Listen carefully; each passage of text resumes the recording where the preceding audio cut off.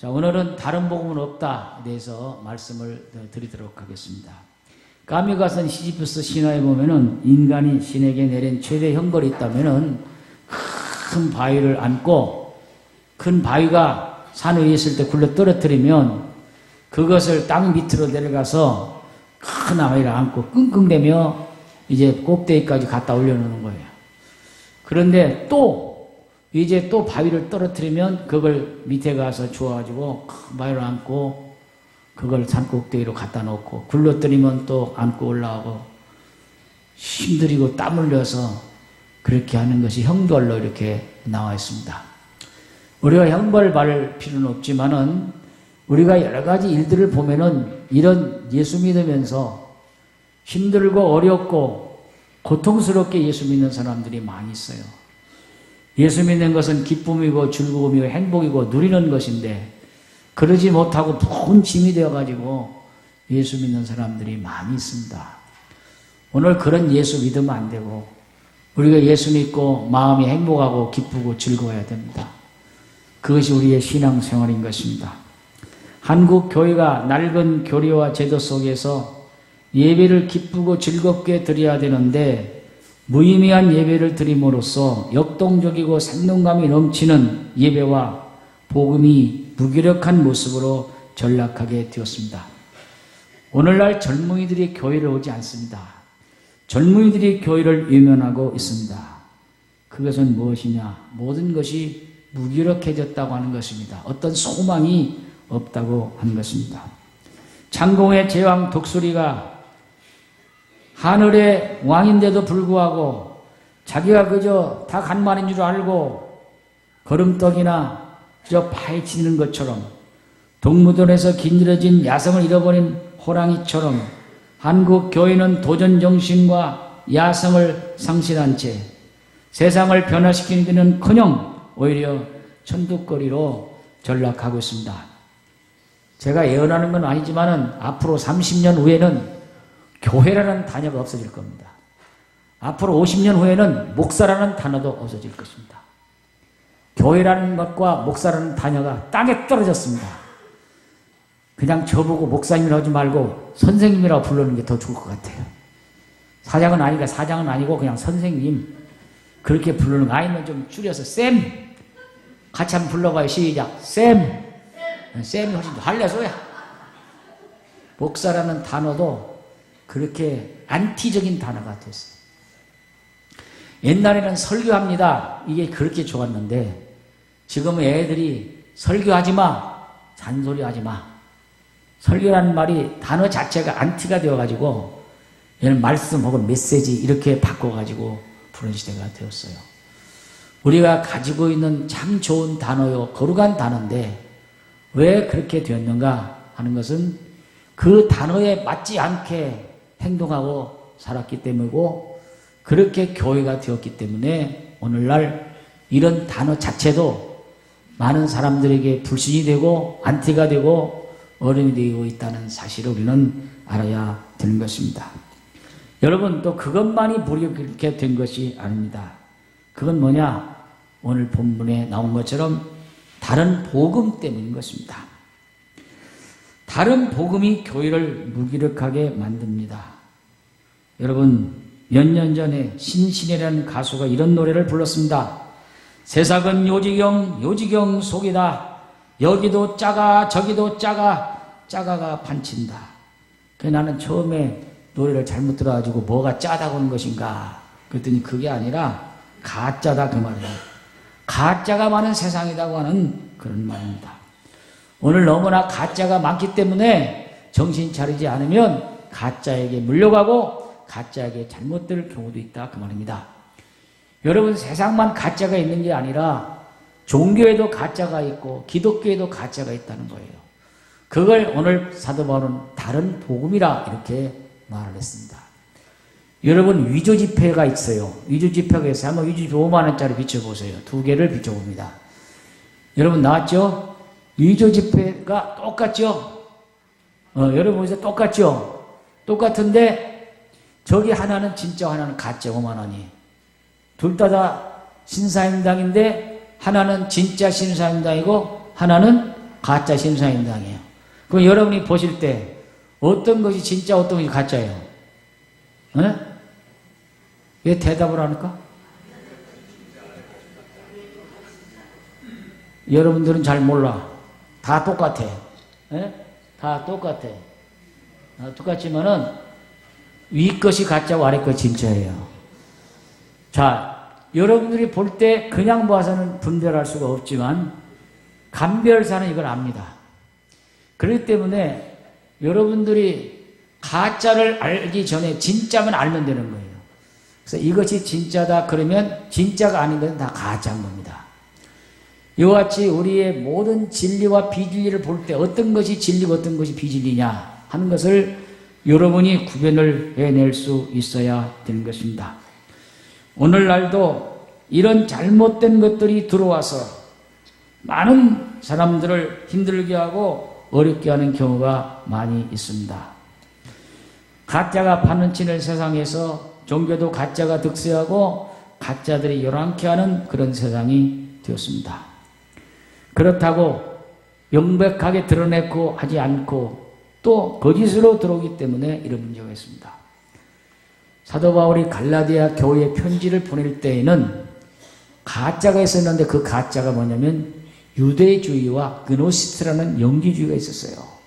이단들입니다. 이단은 지금만 있는 게 아니라 옛날부터 계속 있었는데 이 이단들이 갈라디아 교회에 들어와서 갈라디아 교회를 혼란하게 하고 어렵게 함으로 말미암아 많은 교회가 힘들고 어려웠습니다.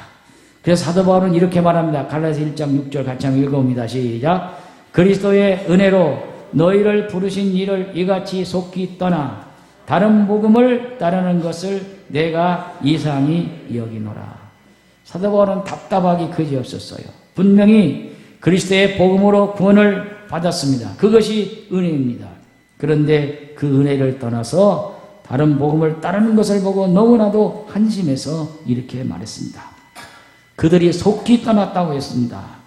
여러분, 떠났다는 말을 제가 원문에서 찾아보니까 탈령했다는 거예요. 군대에서 탈령하면 어떻게 돼요? 헌병들이 잡으러 다녀. 네? 그래가지고 헌병들이 잡으다가 어디다 갖다 집어넣어? 영창에 갖다가 집어넣어. 탈령한 사람, 탈령병은. 오늘 떠났다는 이 말씀, 속히 떠났다는 이 말씀은 그리스도의 진리에서, 그리스도의 복음에서 탈령했다는 거예요. 그렇다고 탈령한 사람 갖다 영창에다 집어넣을 수도 없는 일이지만은 어쨌든 바로 그리스도의 복음을 떠난 잘못된 가짜로 갔다고 하는 것입니다. 제가 러시아에 있을 때 자작나무 밑에 버섯이 있어요. 그 몸에 좋은 버섯을 차가 버섯이라고 합니다. 암에 많이 좋아요.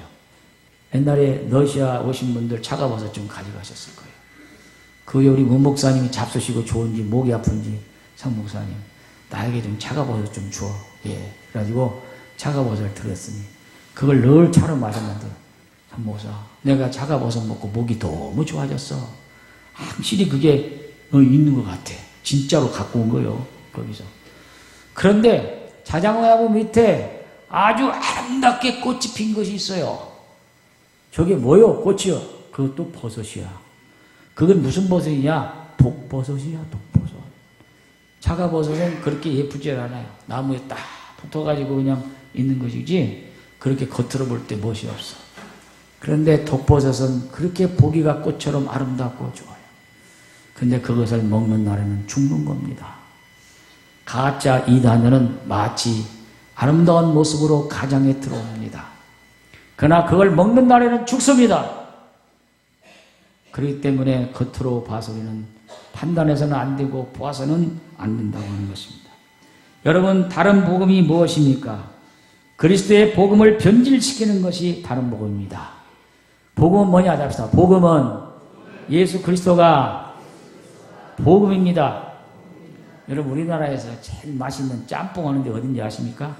군산에 가면 복성로라고 있어요. 나는 안 가봤어. 듣기만 했어. 아주 제일 맛있대. 그렇다고 그 집이 멋있게 리모델링 집도 아니고 옛날 집처럼 그렇게 생겼대.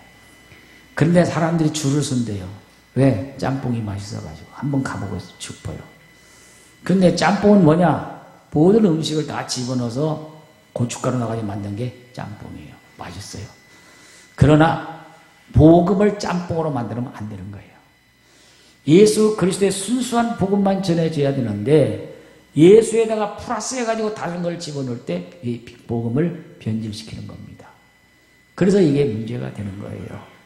순도 100%의 그런 복음을 가져야 되는데 거기다가 다른 걸 집어넣음으로 말미암아 복음이 변질되고 잘못되는 경우들이 많이 있다 그 말입니다. 갈라디아서는 사도 바울이 다른 서신과 다르게 물론 인사와 격려도 했지만 처음부터 논쟁적인 내용을 하고 있습니다. 거기에는 예수 그리스도 복음에 예수만 믿어서 구원받는 것이 아니라 율법을 행해야 되고 할례를 받아야 된다.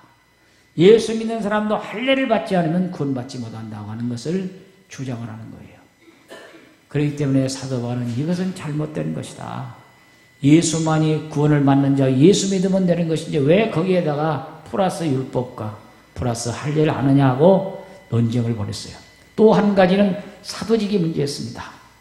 다른 사람들은 바울을 사도냐 아니냐 이 문제 가지고 계속해서 끊임없이 바울을 힘들고 어렵게 만들었습니다. 사도 바울은 나는 분명히 사도다고 자기를 주장합니다. 그것은 예수님을 따라다니는 사람들만이 사도가 아니라 나는 예수님을 만났다. 다메섹으로 예수 믿는 사람들을 핍박하고 가다가 사울아 사울아 어찌하여 네가 나를 핍박하느냐. 주님의 음성을 들었고 나는 주님을 만났다. 그러고 난 예수 믿는 사람을 잡아주겠던 내가 변화되어서 그는 예수님을 증거하는 사도가 되었다. 분명히 그는 자기가 사도라는 사도직에 대한 정통성을 분명히 이야기하고 있습니다. 그래서 사도 바울은 이 사도직의 문제와 또 이 복음을 변질시키는 이 문제 때문에 갈라디아 교인들에게 이 문제에 대해서 강력하게 말하고 있습니다. 여러분 다른 복음이라면 뭐냐? 헤테른 육안겔이라는 것입니다. 이것은 동류 중에 다른 것이 있다는 것이 아니라 근본적으로 이질적인 것을 의미합니다. 다른 말하면 이단 사상을 지칭하는 것입니다. 여러분 다른 복음이 왜 교회를 위태롭게 합니까? 유대인들이 예수를 믿으면서 할례를 강요했던 것처럼 예수 믿으면 예수로 말미암아 구원받는 것인데 거기에 어떤 인간의 노력이나 뭘 가미할 때 문제가 되는 것입니다. 옛날에 전투기가 땅에 떨어져 추락을 했습니다. 그래서 왜 추락을 했는가 하고 보니까 조금 물이 들어갔어. 기름 속에 조금 물이 들어가는데 그거 별것도 아니고 조금 들어갔는데 비행기가 추락하고 말았어요. 기름에 물이 섞인 것이 추락의 원인이었습니다. 순수 100%의 기름이어야 되는데 거기에 물이 들어가면 말미암아 비행기가 추락이 됐어요. 순수 100%의 복음이어야 되는데 거기에 이상한 것을 가미시킴으로 말미암아 복음을 빈절시키고 잘못됐어요. 그렇기 때문에 이런 다른 복음이 들어와서 교회를 혼란케 하고 어렵게 했다고 하는 것이 바로 이 말씀입니다. 오늘 한국 교회는 양적인 성장을 멈추고 현상 유지에 급급하고 있습니다. 그것이 현실입니다. 그렇다면 어디에 있을까요? 여러 가지 많은 문제점도 있습니다. 교회가 세속화되었습니다. 물량적인 게 되었습니다. 교회가 비만해졌습니다. 그래서 교회가 아니고 회사가 되었습니다. 주식회사가 되었습니다. 부동산을 늘렸고 교회가 돈을 벌고 복음은 뒷전에 되었기 때문에 본질적인 것이 사라졌기 때문에 오늘 교회가 문제가 일어났습니다. 순수한 복음 순도가 떨어졌다 그 말입니다. 그뿐만 아니라 바로 다른 복음이 들어와서 교회를 혼란케 하고 어렵게 했습니다. 그래서 오늘 갈라디아 1장 7절에 사도 바울은 이렇게 말합니다. 같이 읽어보입니다. 시작. 다른 복음은 없나니 다만 어떤 사람들이 너희를 교란하여 그리스도의 복음을 변하게 하려 함이라. 다른 복음은 복음의 진술을 어떤 형태로든지 변하게 만드는 것입니다. 다른 복음은 다른 것이 아니라 주님의 말씀과 행하신 일과 가르침을 변질시키는 것을 말합니다. 다른 복음이 교회에 들어오면 교회가 흔들립니다. 결국은 교회를 와해시키고 많은 사람들을 믿음에게 손상시킬 뿐만 아니라 교회의 순수성도 파괴하게 만듭니다. 여기서 교란한다는 말 원뜻을 보니까 뒤집어 엎는다고 그랬어요. 뒤집어 엎어서 혼란하고 흔들어 뒤집어 빤는다는 거예요. 다른 복음은 교회를 뒤집어 엎으려는 마귀의 세력들입니다. 대부분의 교회에서 보면 다른 복음을 주장하는 자들의 행동에는 파괴적인 것이 수반되는 것입니다. 물론 처음에는 광명한 천사로 가정에서 들어오지만 이런 것들은 주의 목표를 위하여 위장한 것에 지나지 않습니다. 때가 되면 본색이 드러나고 이 본색이 드러나게 될 때 교회는 엄청난 피해를 보게 되는 것입니다. 이것이 다른 복음의 전형인 것입니다. 여러분, 우리 기독교는 구원을 받기 위해서 어떤 다른 것을 요구하지 않습니다. 어떤 종교적인 의무나 이런 걸 요구하지 않습니다. 돈을 요구하지 않습니다. 매덕을 가져오라고 하지 않습니다. 그러나 다른 복음에는 이런 것을 요구합니다. 여러분, 사실 이러한 일로 인해서 초대교회 때부터 지금까지 그리스도의 복음이 진리를 변하게 만든 여러 가지 이단들이 교회를 지배했던 때도 있었고 지금도 이러한 무리들이 교회를 호시탐탐 노리고 있다는 사실을 알아야 합니다. 그래서 이런 데 빠지는 갈라디아 교인들을 향해서 사도 바울은 뭐라고 했느냐. 갈라디아 3장 1절 같이 한번 읽어봅니다. 시작. 어리석도다 갈라디아 사람들아, 예수 그리스도께서 십자가에 못 박히신 것이 너희 눈앞에 보이기를 누가 너희를 깨느냐. 어리석인 사람이라고 말씀했어요. 예수께서 십자가에 못 박히신 것을 너희 눈앞에서 보였는데 너희가 어째 그게 꾀임에 넘어갔느냐. 어리석은 사람이라고 했어요. 마태복음 24장 24절에 예수님도 할 수만 있거든 택하된 자로 미혹하는 사탄의 세력이라고 말씀했어요. 어차피 예수 안 믿는 사람들은 그들하고 친구고 예수 잘 안 믿는 사람들은 그들과 동질성 있는 사람들인데 그 사람들은 가만히 둡니다. 그러나 잘 믿는 사람, 교회 지도자적인 위치에 있는 사람들이 대상입니다. 그들이 넘어질 때는 교회에 엄청난 파괴력이 있는 것입니다. 그래서 이런 사람들을 대표로 하고 이런 사람들을 목표로 해서 집중적으로 공략해 들어옵니다. 여기에 목사님들이 넘어집니다. 장로님들이 넘어집니다. 권사님들이 넘어집니다. 열심히 있는 집사님들이 넘어집니다. 결과적으로 교회를 교란시키고 완전히 파괴하는 것. 이게 이단입니다. 오늘날 여러분들이 많은 이단들이 있어요. 제임에서 정명석도 있고 엘리야 재단도 있고 하나님의 교회 장길자도 있지만은 제일 큰 이단은 신천지입니다. 신천지는 증거 장막성전에 속해 있던 이만희가 세운 이단 종교입니다. 이만희 씨는 1931년 9월 15일 경상북도 청도군 풍강면 현리동에서 출생했습니다. 현재 88세 노인입니다. 이분은 죽지 않는다고 영생한다고 믿고 있습니다. 그런데 현재 광주 병원에 입원해 있습니다. 사진 한번 보여주십시오. 제대로 걷지를 못하고 있습니다. 이게 교주입니다. 이분이 영원히 산다고 믿고 있습니다. 죽지 않는다고 그랬습니다. 내가 이렇게 되고 이만희 씨한테 지금 여기서 있다면 전화가 나 지금 잡아가려나 몰라. 괜찮아. 우리 교회도 지금 들어온 사람이 있기 때문에 내가 이 얘기를 하는 거예요. 이 사람은 1957년 박태선 장로가 했던 전도관에 들어가 있었습니다. 따라서 이단 속에서 나온다. 배운 것이 뭐겠어. 이단만 배웠지. 그런데 1967년 경기도 과천 소재 장막성전 입구에서 10년 동안 교주 유재일을 따르다가 거기서 나와서 1982년 3월 14일 경기도 과천 청가산에서 3년간 산상 예배를 시작해서 사람들을 모았습니다. 그리고 1984년 3월 14일 과천에 빌딩을 얻어서 신천지 예수교 증거 장막성전을 세워서 신천지를 창립해서 34년간 신천지를 키워왔고 오늘날에 수만 명, 수십만 명이 되는 신천지가 되었습니다. 신천지가 교회를 미혹하는 방법이 큐티입니다. 가정에서 아주 성경을 많이 하는 선교사님이 오셨다고. 다 선교사님이에요. 가정으로 오라고 해서 큐티하자고. 그래가지고 성경 공부를 시작을 합니다. 친구나 친지 같은 교인들, 지인들을 찾아와서 성경 공부를 제안하고 시작합니다. 성경 공부를 하는데 1대1로 합니다. 처음에 1대1로 교육을 합니다. 그러다가 조금 지나면 복음방이라는 곳에 데리고 들어가서 거기서 또 교육을 시킵니다. 교회에서 구역예배 1시간 드리자고 하면 아이고 지겨워 그냥 뻔히 구역예배 돼요. 이런 사람들이 그 사람들 아니라 1시간 2시간 앉아서 성경 공부를 하고 있어요. 왜 그런 일을 내가 알려드릴게요. 지금까지 들어보지 못한 소리 오니까 거기에 혹해가지고 들어가는 거예요.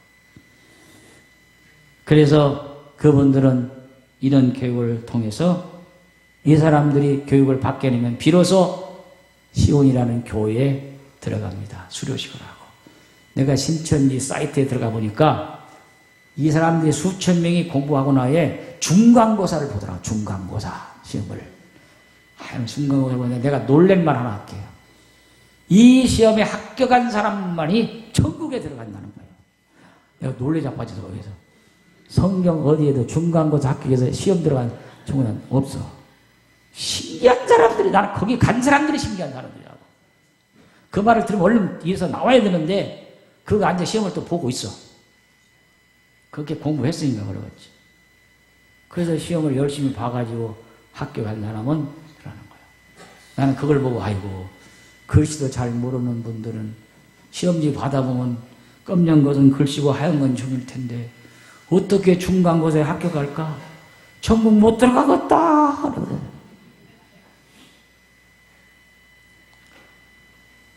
그 사람들이 지금 그러고 있어요. 그래가지고 그것을 가르칩니다. 왜 그런데 빠지느냐 이야기를 제가 이제부터는 해드리겠습니다. 신천지의 모든 해석은 알레고리카랍니다. 알레고리카라는 말은 우의적인 해석이라고 합니다.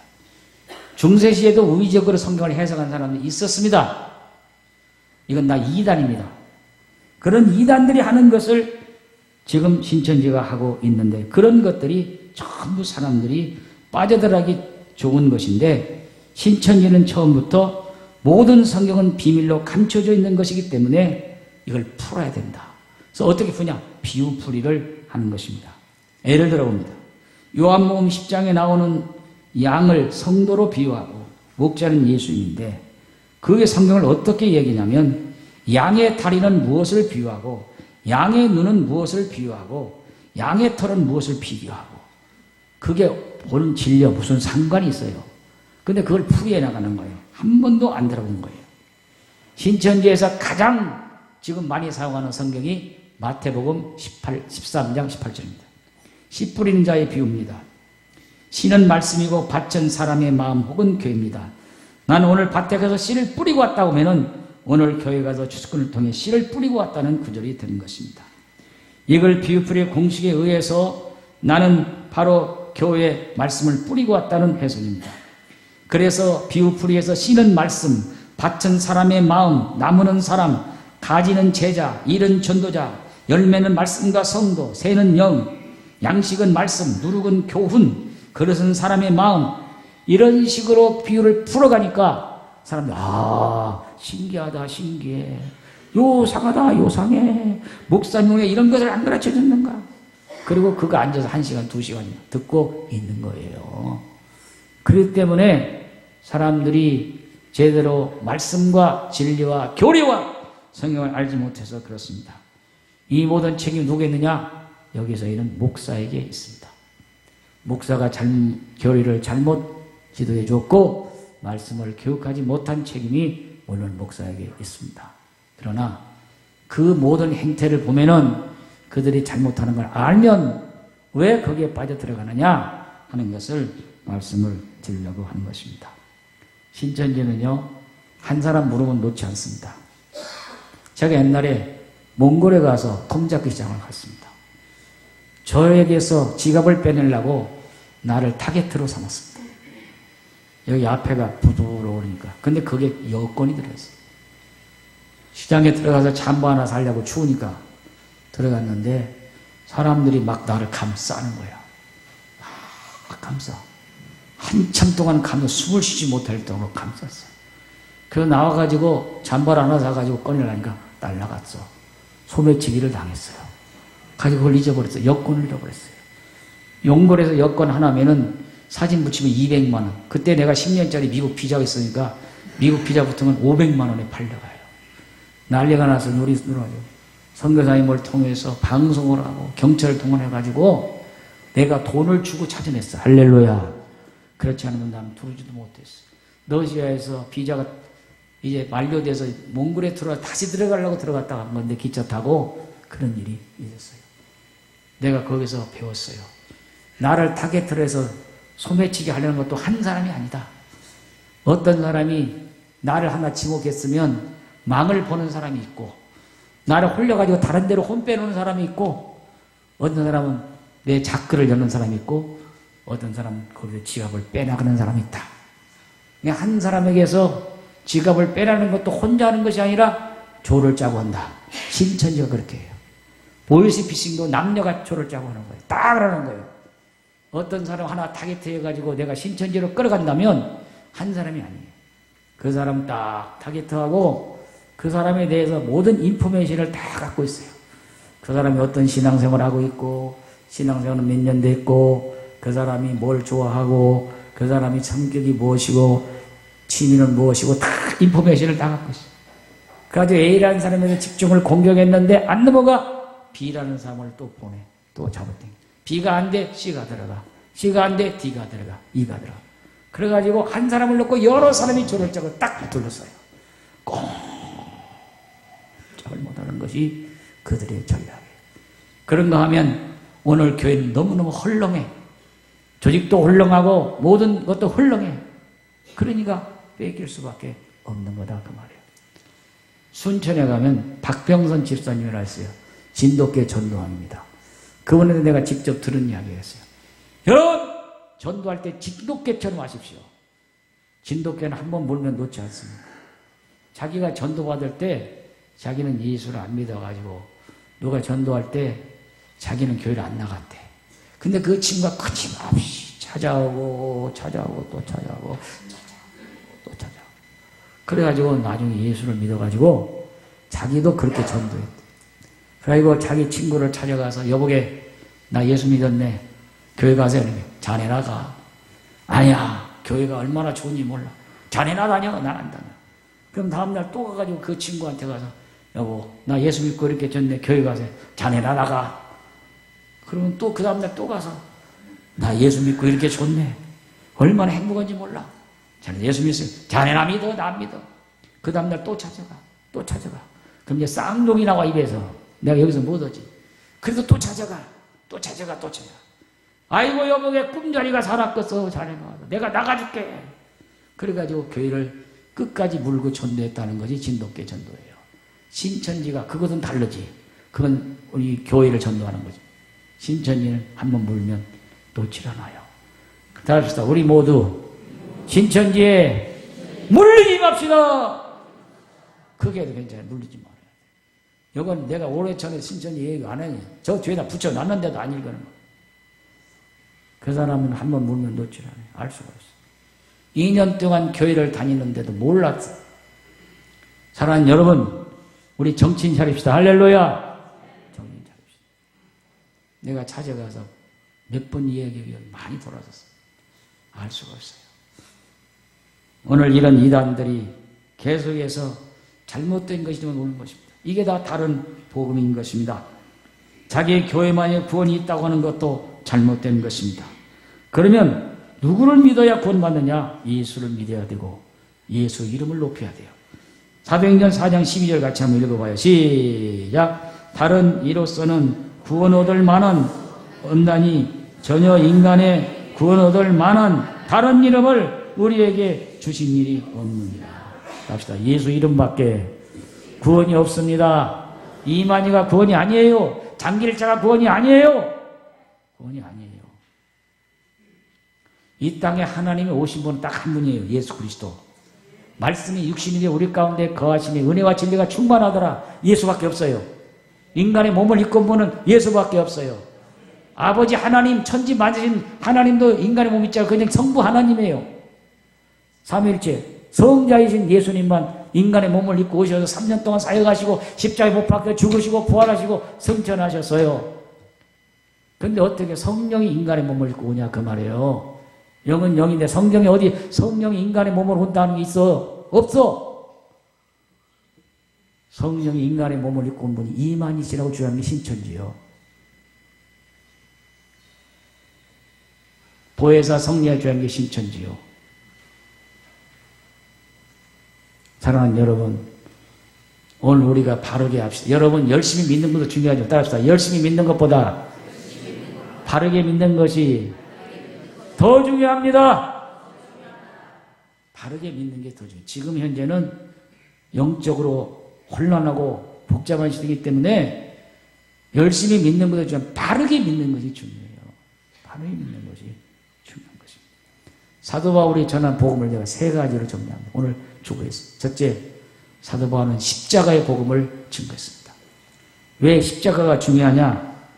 십자가는 죄의 문제가 해결된 것이고, 십자가는 사랑과 공의가 이루어진 것이고, 사탄의 왕국을 정복하는 것이기 때문에 십자가가 중요합니다. 두 번째, 사도 바울은 부활의 복음을 증거했습니다. 왜 부활이 중요하냐? 사탄의 최대 무기인 죽음을 정복한 사건이고, 우리 성도들에게 소망을 주신 것 때문에 부활은 중요합니다. 세 번째, 이신칭의가 있습니다. 이 말은 믿음으로 구원을 얻는다고 하는 것입니다. 우리 인간은 어느 것을 구원할 수 없습니다. 내가 노력하고 자력을 얻을 수 없습니다. 예수를 믿어야 됩니다. 믿음으로 구원받는다는 이신칭의의 복음입니다. 사도 바울은 십자가의 복음, 부활의 복음, 이신칭의의 복음, 이 세 가지를 강조하면서 메시지를 전했고 복음을 전했습니다. 그러므로 다른 복음을 전하면 안 된다고 하는 것입니다. 그러면 다른 복음은 어떤가 합시다. 다른 복음은 능력이 없습니다. 능력이 없어요. 사도 바울 1차 전도 연행할 때에 와서 귀신 들린 사람이 있었어요. 그래서 기도하니까 기도하고 한송이가 귀신이 싹 나갔어요. 스게와 또 그 제선생 7 아들들이 귀신 들린 자들이 예수 이름으로 명하오니 나가라 그랬어요. 어떤 사람 마술사가 하나 있었는데 야 저기 신기하다. 돈 주고 살라고 그랬어. 귀신 쫓는 걸 돈 주고 살라고 그랬어. 어떻게 복음을 돈 주고 살 수 있어요? 그 사람들은 그렇게 하는 거예요. 마술은 능력이 없어요. 사람은 속일 수 있고 뭘 할 수 있지만 그 능력이 없는 거예요. 오직 예수님만이 능력이 있어요. 예수 복음만이 능력이 있어요. 오늘 이 시대에 능력이 살아있는 시대에 주님의 능력이 나타나는 역사가 우리에게 있기를 바랍니다. 말씀이 육신이 되어 우리 가운데 거하시매 요한복음 1장 14절 그 예수님의 말씀 그 말씀의 능력이 있는 것입니다. 그래서 사도 바울은 이렇게 강력하게 말합니다. 다른 복음을 전하면 저주받을지어다. 자, 갈라디아 1장 8절 9절 같이 한번 읽어봅니다. 시작. 그러나 우리나 혹은 하늘로부터 온 천사라도 우리가 너에게 전한 복음 위에 다른 복음을 전하면 저주를 받을지어다. 우리가 전에 말하였거니와 내가 지금 다시 말하노니 만일 누구든지 너의 받을 것 위에 다른 복음을 전하면 저주를 받을지어다. 이 말은 무슨 말이냐? 다른 복음을 전하면 하늘의 천사나 사역자나 목사나 누구나 할 말할 것 없이 다른 복음 전하면 지옥 간다고 말이에요. 천국 못 간다고 말이에요. 강력하게 얘기해야 돼요. 충격요법이요. 요새는 보통 사람들이 보통 말을 잘 안 들어. 설교도 그냥 축복받아라 뭐라 이거 안 들어. 충격요법, 충격. 오늘 이 시대 사람들이 충격요법도 또 안 받는 경우도 많아요. 너무나 세상이 편하고 안전해서. 나 이제 얼마 남지 않았어요. 좋은 말만 안 할 거예요, 이제. 충격적인 이야기 할 테니까. 그 가운데도 은혜 받기를 축원합니다. 옛날 같으면 내가 앞으로 오라고 못 이어. 시험 들까 봐서. 이제는 바른 말도 할 테니까. 이렇게. 사랑하는 여러분, 오늘 우리가 다른 복음은 없어요. 예수밖에 없어요. 이런데 현혹되지 않기를 바랍니다. 어떻게든지 잘해주려고 그러죠. 손을 빼가려고 하니까. 그냥 잘해주고 그냥 뭐라고. 그런 게 좋은 것이 아니에요. 복음은 때로 쓰고 때로 힘들고 고난과 어려움이 있어요. 초대교회 성도들은 죽어가면서도 그들의 신앙을 지켰어요. 스데반 집사니 돌에 맞아 죽을 때 그 얼굴이 어떻게 했다고 했어요? 천사와 같았다고 했어요. 왜 천사와 같았을까? 왜 천사와 같았어요? 왜 천사와 같았어요? 돌레어죽이 맞는데 왜 천사와 같았어요? 예수님을 보았기 때문에. 왜 천사와 같다고? 예수님을 보았기 때문에. 그가 순교할 때 하늘문이 열리고 환상 속에 보좌 우편에 앉아있는 예수님이 일어나서 팔을 벌리고 스데반을 맞이하는 거예요. 예수님을 바라보았기 때문에 스데반 집사님 얼굴이 천사같이 빛났어요. 오늘 여러분 예수님 만나기를 바랍니다. 어떤 인간이 예수님 아니에요. 휠체어에 탄 사람이 예수님 아니에요. 진실로 우리는 우리 주님을 말씀을 통해서 기도 속에서 만날 수 있는 여러분들이 되시기를 바랍니다. 복음은 능력과 힘이 있습니다. 연세대학교 도서관 앞에 가면 백낙준 박사님의 동상이 있습니다. 그분은 한국에 나온 세계적인 인물입니다. 그러나 그분의 아버지가 무당이었다는 이야기를 여러분은 처음 들었을 것입니다. 자기 아버지와 무당짓을 하고 그런 거 했을 때 아들이 무엇을 보고 무엇을 배웠겠습니까? 그런 가운데 선교사님들이 지나가면서 무당하는 그 아버지를 향해서 당신 무당짓 그만하시오. 무당하면 당신 집 자녀들이 잘못됩니다. 무당짓 그만하고 당신 자식들 고생시키지 않기 위해서 예수 믿으시오. 그 한 말이 던진 것이 백낙준 그 아버지의 귀에 꽂혀가지고 무당을 그만두고 예수를 믿게 됐습니다. 맥킨지 선교사라는 분에 의해서 예수를 믿게 됐어요. 그리고 예수를 믿게 되고 어린 백낙준은 가난한 집에서 자랐지만 중학교를 졸업하고 맥킨지 선교사는 중국의 신성고등학교를 백낙준을 공부시키고 미국으로 유학을 보내서 명문대학인 파크대학, 프린스턴 대학과 예일대학에서 공부해서 PhD를 얻어가지고 한국으로 돌아왔습니다. 한국으로 돌아온 백낙준 박사는 연세대학교 교수를 거쳐서 초대 연세대학교 총장이 되었고 우리나라의 문교부 장관까지 지냈습니다. 그는 예수를 받아들인 그 아버지를 통해서 복음의 능력과 힘을 받아서 그 아들이 변화가 됐고 그 가문 체선대로 명문 신앙의 가문을 이루었습니다. 한 사람이 변화되고 복음의 능력을 받게 됨으로 말미암아 무기를 깼던 그 가정, 무상을 섬겼던 그 가정이 변했습니다. 합시다. 난 사람으로 나를 통해서 온 가정이 신앙의 가문이 됩니다. 그렇게 되기를 축원합니다. 우리 집에도 나 먼저 예수 믿었어요. 우리 집도 무상성이 들고 다녔어요. 다 나은 사람을 통해서 다 예수 믿고 권사되고 집사되고 하늘나라에 가셨습니다. 여러분 한 사람만 예수 믿고 한 사람만 변화되는 역사가 나타납니다. 복음은 이런 능력이 있어요. 그러나 다른 복음은 능력이 없어요. 여러분 다른 복음을 우리는 보지도 말고 듣지도 말아야 됩니다. 마태복음 24장 4절 5절 마지막 시작. 예수께서 대답하여 이르시되 너희가 사람의 미혹을 받지 않도록 주의하라. 많은 사람이 내 이름으로 와서 이르되 나는 그리스도라 하여 많은 사람을 미혹해 하리라. 오늘 이 시대에 가장 중요한 건 뭐냐? 영분별의 은사입니다. 뭘 가져간다고요? 영분별의 은사. 아까 위주 집회 봤죠? 저나 여러분은 저게 진짜인지 가짜인지 5만 원권 물러나 갈면서는 알아요. 오늘은 영적으로 감별사가 되어야 돼요. 그래야 이런 이단에 들어가질 않아요. 그래서 그냥 우리는 보통 신앙만 가지면 안 되고 영적 분별의 지혜를 가지기를 축원합니다. 영적 분별 능력을 가져야 돼요. 그리고 여러분이 기도 많이 하시고 정하는 것이 바른 신앙이고 바르지 않은 신앙인지 다른 복음을 받아들이는 여러분이 되지 않기를 바랍니다. 마지막으로 갈라디아서 1장 10절만 제가 읽고 마칩니다. 이제 내가 사람들에게 좋게 하랴 하나님께 좋게 하라. 사람들에게 기쁨을 구하랴. 내가 지금까지 사람들의 기쁨을 구하였다면 그리스도의 종이 아니니라 그랬어요. 사도 바울이 사람을 좋게 하고 사람을 기쁘게 했더라면 배에 안 맞았습니다.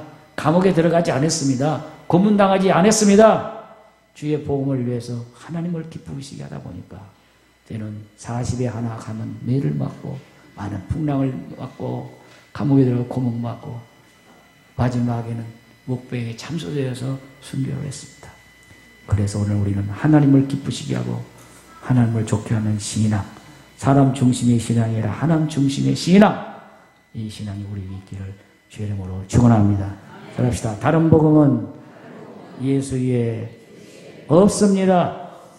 오늘 여러분의 진리가 그 가운데 이루어지기를 주의 이름으로 축원합니다.